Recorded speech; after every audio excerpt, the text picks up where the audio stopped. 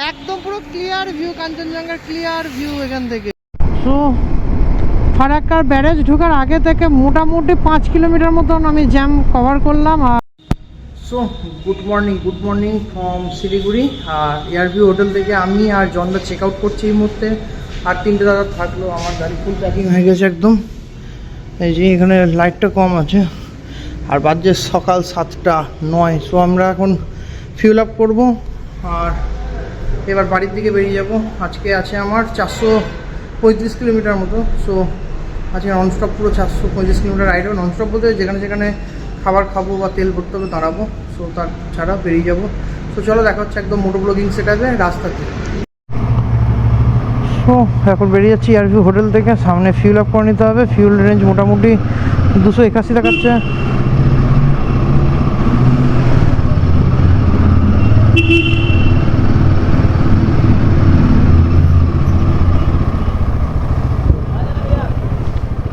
ভাই কাঞ্চনজঙ্ঘা ফুল ভিউ এখান থেকে কাঞ্চনজঙ্ঘার। ভাই সামনে পুরো একদম পাহাড়ের রেঞ্জ আর পুরো একদম কাঞ্চনজঙ্ঘাকে এখানে পরিষ্কার দেখা যাচ্ছে, সাদা একদম।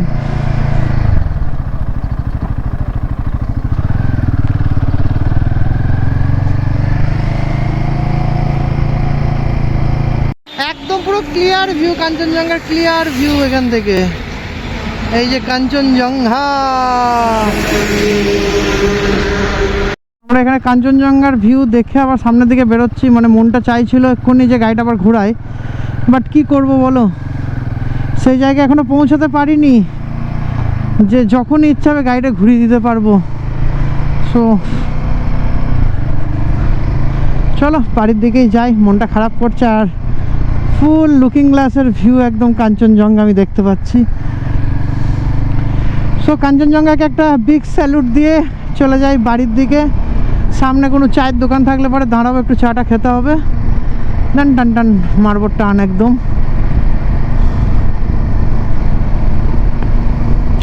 মনটা পুরো একদম মানে কি বলবো, বাচ্চা হয়ে গেল, পুরো বাচ্চা ছেলের মতন করছে ভাই। কাঞ্চনজঙ্ঘা মানে ফুল ক্লিয়ার ভিউ কাঞ্চনজঙ্ঘা পেয়েছি।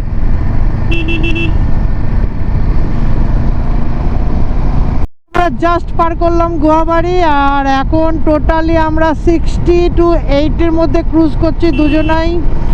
আর এই যে এখানে সব হুইলি চলছে আর আমি ক্রুজ কন্ট্রোলটা লাগিয়ে দিয়েছি গাড়িতে। আর প্রচণ্ড বোর ফিল করছি ভাই, গাড়িটা দাবিয়ে কে ধরে থাকে।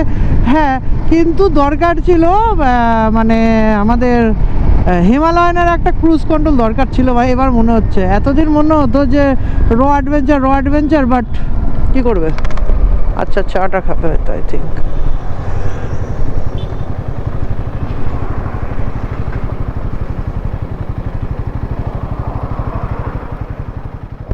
$3,900 কিলোমিটার কভার আমার এই নতুন বাইকে রুদ্রার। 3,900 কিলোমিটার কভার হয়ে গেল। আর আমি এখন চললাম পুরো ইসলামপুর বাইপাস ধরে। সো মোটামুটি কিছু কিলোমিটার কভার করবো, দেন তারপরে একটু ব্রেকফাস্ট করে নেবো, তারপর আবার লাঞ্চের জন্য দাঁড়াবো। তো চলো সামনের দিকে টানা যাক। রাস্তা তো একদম A1 মাখন, কিন্তু যেগুলো লোকালিটি আছে সেইগুলোতে একটু প্রবলেম, এই মানে NH-এর। আর কিছু বলার নেই, বাদ বাকি সবই তো একদম চাঙ্গা রাস্তা।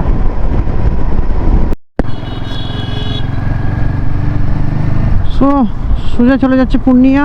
আর এটা হচ্ছে 27 ওপরেরটা। আমরা 27 ছেড়ে NH34 ধরলাম। 27 ছেড়ে দিলাম, 27 চলে গেল সোজা। আর আমরা বাঁ দিক নিয়ে নিলাম মালদা রায়গঞ্জ।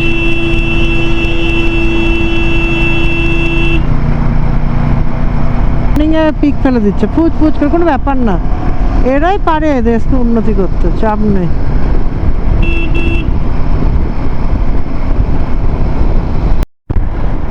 সো উঠে পড়লাম ডালখোলা ফ্লাইওভারে। আর আমার এই ডান সাইডে হচ্ছে ডালখোলা, মানে সিটি, মানে লোকালটা হচ্ছে ডালখোলা। এখান থেকে 1 কিলোমিটার সেটা। আমরা ডালখোলাটাকে বাইপাস করে চলে যাচ্ছি মালদার দিকে। আর এখান থেকে রায়গঞ্জ হচ্ছে 47 কিলোমিটার, 47।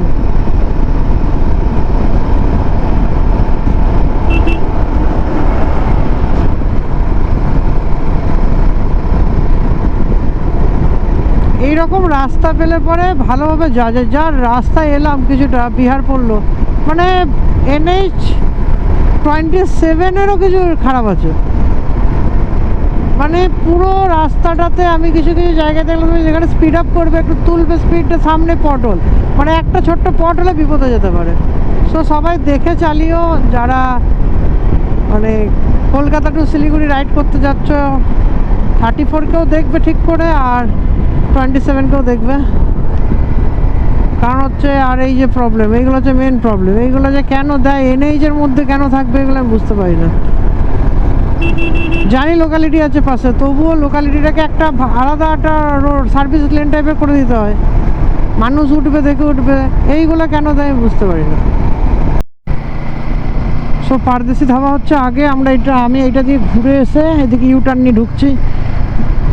আসার সময় এটা একটা প্রবলেম হয়, অনেকজন এই ডিভাইডার কাটা থাকলে ঢুকে যায়, কিন্তু খুব রিস্ক, ওটা আমার দরকার নেই। আমি একদম ইউটার্ন নিলাম, চলে এলাম পারদেশি ধাবা। আমার বাঁ দিকে পড়ছে পারদেশি ধাবা। গাড়িটা রাখি, তারপর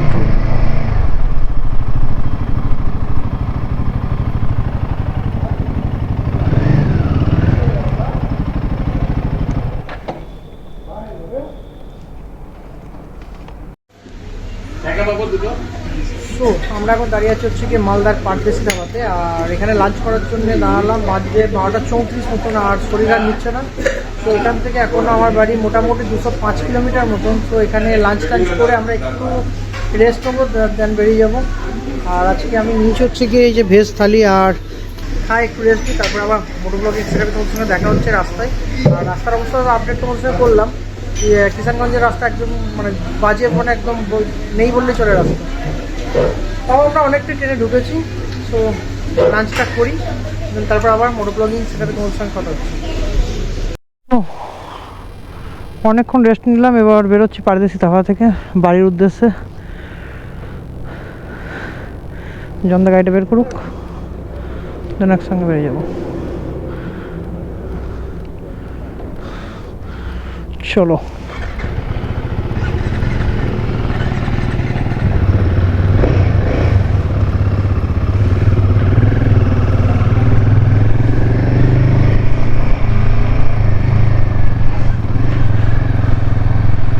এখান থেকে একটু রং সাইড নেবো, তারপর আবার ওইদিকে পেয়ে যাবো হচ্ছে গিয়ে মুখটা, দেন আমরা লেফট সাইড হয়ে আবার আমাদের লেনে উঠে যাব।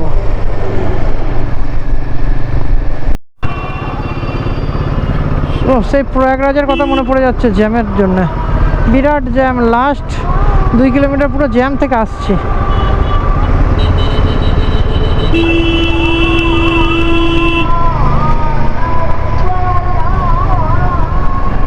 এটা হচ্ছে কালিয়াচকের জ্যাম, বিখ্যাত জ্যাম।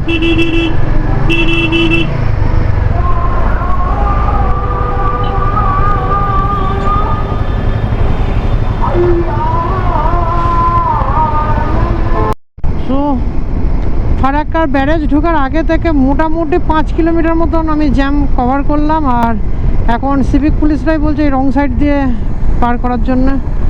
কিচ্ছু করার নেই, সামনের অবস্থা প্রচণ্ড খারাপ মনে হচ্ছে, দম ছুটে যাবে ব্যারেজটা পার করতে গিয়ে।